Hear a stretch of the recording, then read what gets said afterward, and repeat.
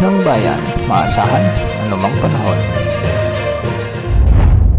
Magandang araw po sa ating lahat. Narito lang pinakuling update sa magiging lagay ng ating panahon sa mga oras na ito at sa mga susunod na araw. Patuloy na lumalayo sa ating bansa ang bagyong Paulo at ngayon ay may international name na Matmu at tinutumbok naman nito ngayon ang Southern China.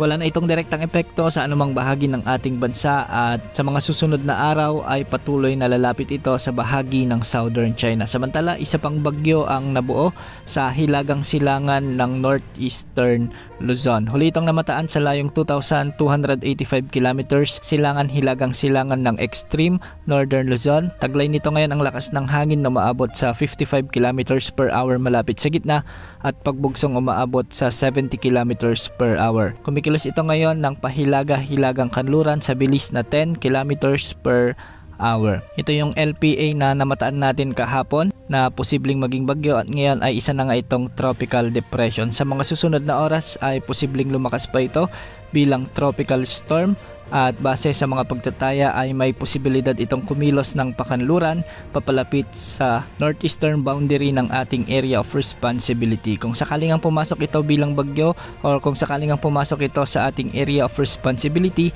ay papangalanan ito ng Pag-asa bilang bagyong Kidan. Hindi naman ito nakikitang lalapit o tatama sa anumang bahagi ng ating bansa at kikilos naman ito ng pahilagang kanluran sa mga susunod na araw at tutumbukin ang Taiwan province o di kaya naman ay yung mga isla sa may southern Japan. Maliban sa dalawang bagyong ating minomonitor sa labas ng ating area of responsibility ay wala na tayong nakikitang papasok na bagong LPA o bagyo na magdadala o makakaapekto sa ating bansa sa mga susunod na araw.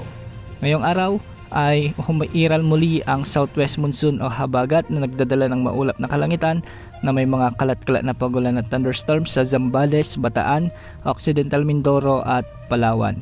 Pinag-iingat natin ang ating mga kababayan sa mga nabanggit na lugar sa banta ng mga biglaang pagbaha o pagguho ng lupa, lalo na kung may mga katamtaman at minsan ay malalakas na pag-ulan.